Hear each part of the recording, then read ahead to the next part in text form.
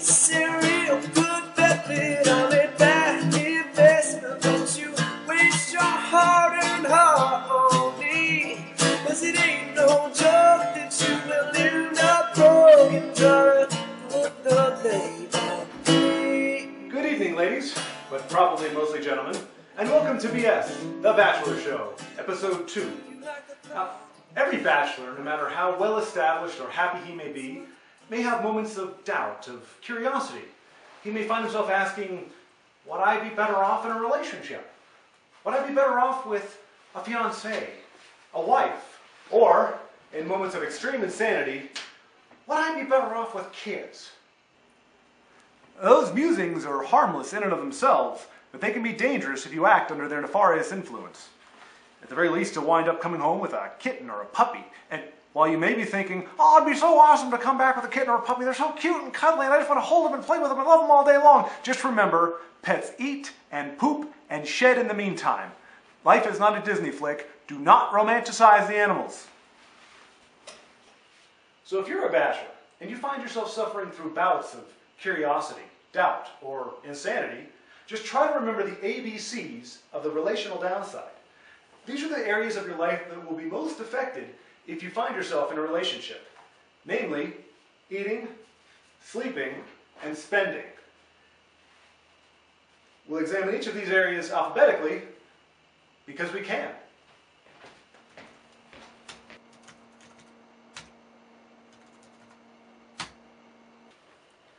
Account atrophy is a fictional term used to describe the correlation between the amount of time you spend on your lady of great interest, or logie, and the amount of money you spend on her.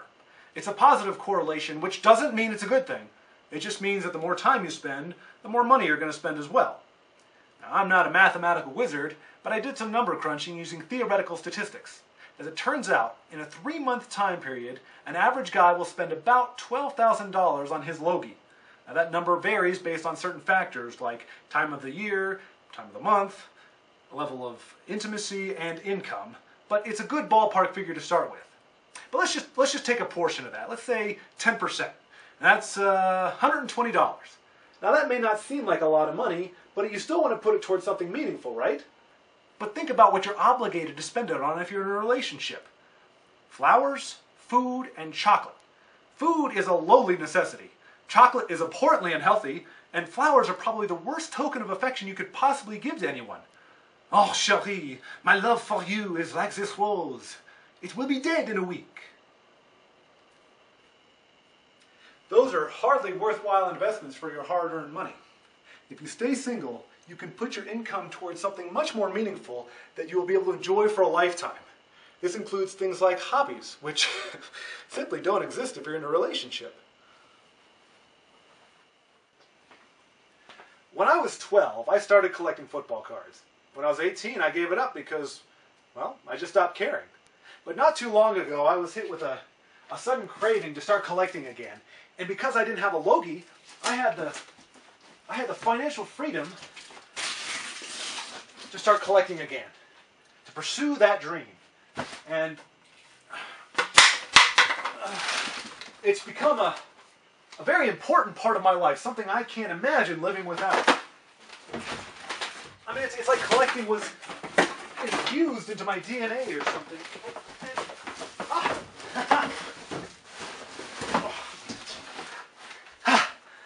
Found him. Okay.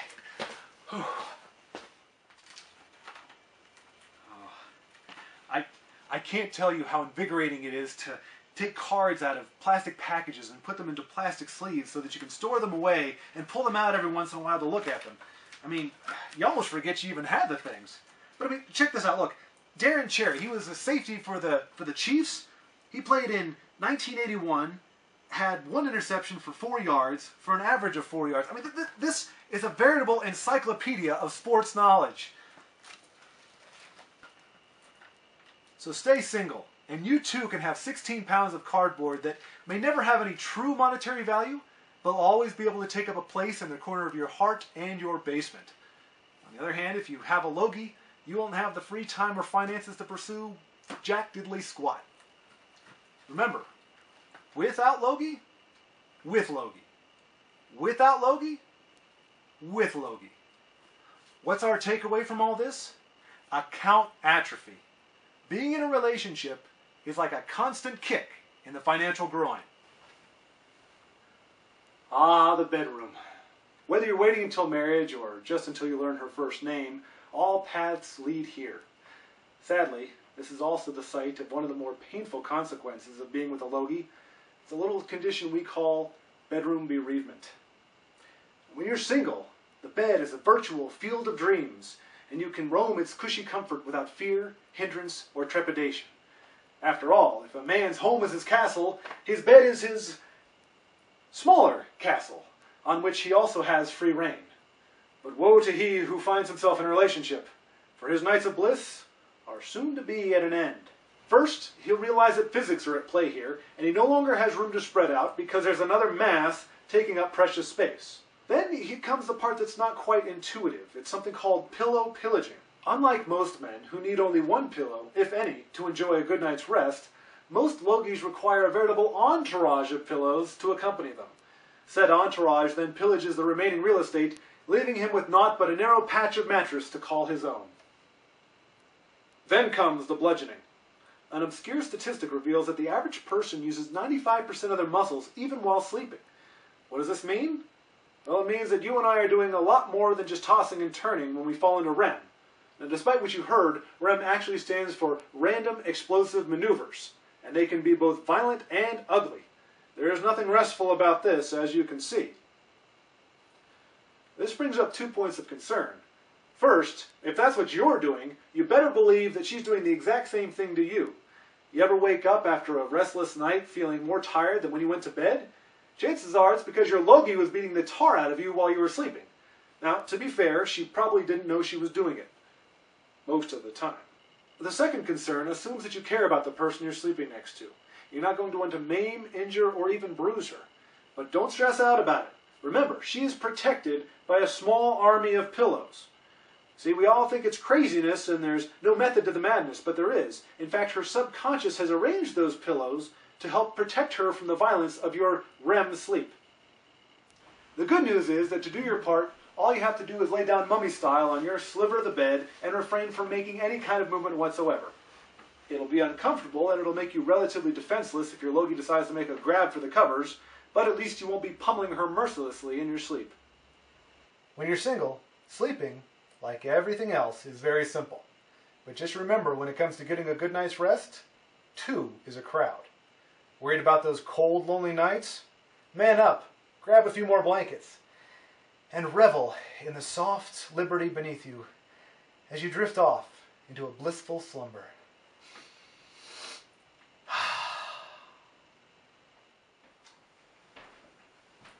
The final element of the relational downside takes place right here in the kitchen. It's called culinary complications. Now, for a bachelor, the kitchen is a seldom used and therefore always clean area of his dwelling. Meals are very simple for us. They take very little time to cook and even less time to eat. The first meal of the day features a varied menu, anything from Honey Nut Cheerios to Cinnamon Toast Crunch. They're part of a complete breakfast. For lunch, there's ramen with your choice of beef, chicken, or shrimp flavors. And for dinner, there's the delicious pasta loaf, or if you want to throw back to a classic, macaroni and cheese. Macaroni and cheese is one of the most complex items on a bachelor's menu. However, it's also one of the most healthy. It's just chock full of lots of nutritious ingredients that they don't bother to list anywhere on the box. Regardless, it's relatively simple to make. For ingredients, all you need is milk, which you have from breakfast, and butter, which is located next to the milk in most supermarkets. Preparation is just about as simple. All you do is pour the contents of this box, sans the little baggie of fake cheese powder, into this pot of boiling water. Cook it until the noodles get really soft, dump it out, add your ingredients, the milk and the butter, along with your little fake cheesy packet, and voila! You've got yourself a meal that is so delicious you'll want to eat it several times a night. You can even turn it into a gourmet pasta and seafood dish by adding a can of albacore tuna. Unfortunately, if you find yourself in a relationship, all that glorious simplicity goes right out the window. For starters, you might not even make it past the refrigerator door. As it turns out, Butter and milk are two very popular ingredients that your Logie is probably going to want to use in one of her twisted concoctions. For starters, she's going to dump it into a bowl with a bunch of ingredients that shouldn't go together. She's going to mix them together, do a little finagling. Then she's going to dump those into a bigger bowl with a little mixy doohickey on top. Mix it all together. Then she's going to take that mixture and pour it into a pan. She's then going to put that pan into the oven. 2.5 hours later, you've got a meal that's going to take you all of 10 minutes to eat, 4 hours to poop out, and all evening to clean up afterward. And guess what? The age-old adage of if you make the mess, you clean it up doesn't apply here. In fact, it's just the opposite. So roll up your sleeves and get ready for some pretty fingers. Oh, and don't forget, you've got to go out to the supermarket afterward, otherwise you won't have any milk for breakfast the next morning. But let's just say your ingredients aren't being pilfered by your Logie. You're still not out of the woods when it comes to preparation and cleanup, even with something as simple as macaroni and cheese. First, you're going to need to make twice as much, so instead of 1 box, you'll need 2. This means that nice little pot that was the perfect size before isn't big enough. You've got to supersize. And if she doesn't want tuna fish with hers, you now have to use 2 pots, which creates twice as many dishes. But of course, those won't be the only dishes. Oh no! Classic mac and cheese won't be enough for her. She'll want sides and green crap and other strange things that take a lot of ingredients and make a big mess. Soon you'll be lost in a pile of dishes. So lost, you may get desperate for a way out. And if you survive all that, remember you're still using twice as much of everything. That's twice as many empty boxes, baggies, and tuna cans. No more easy trips to the trash can for you. The bottom line, take 1 Bachelor. Add a cup of ingredients, a dash of basic cooking supplies, and just a pinch of hunger, and you've got yourself a recipe for fine dining and a small mess. But add just 1 more ingredient, a Logie, and you've got yourself chaos in the kitchen that is going to result in culinary complications.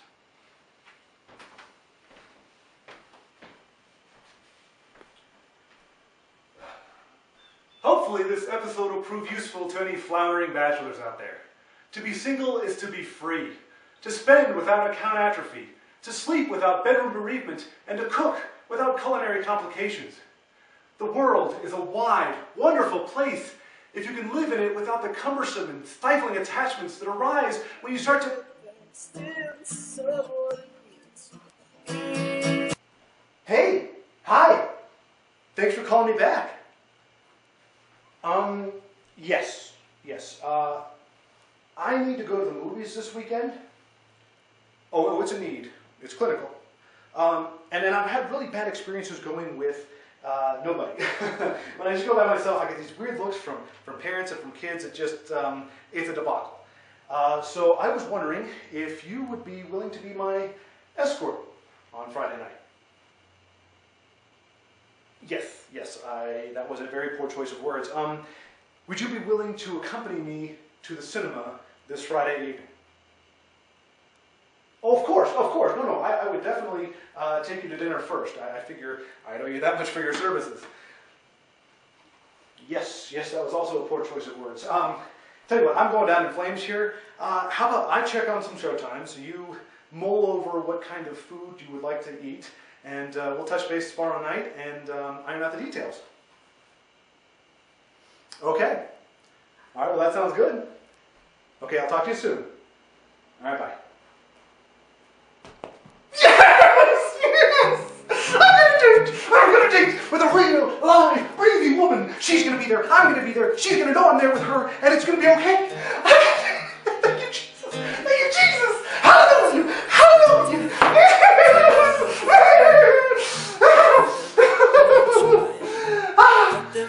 Yes. Yes.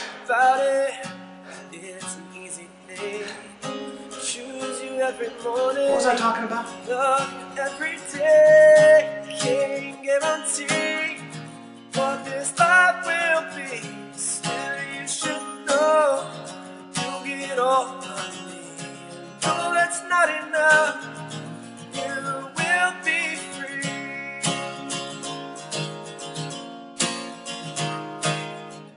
You belong as you are. No need to change a thing. Better times before you, like a phoenix rising. Ain't no doubt about it. It's an easy thing.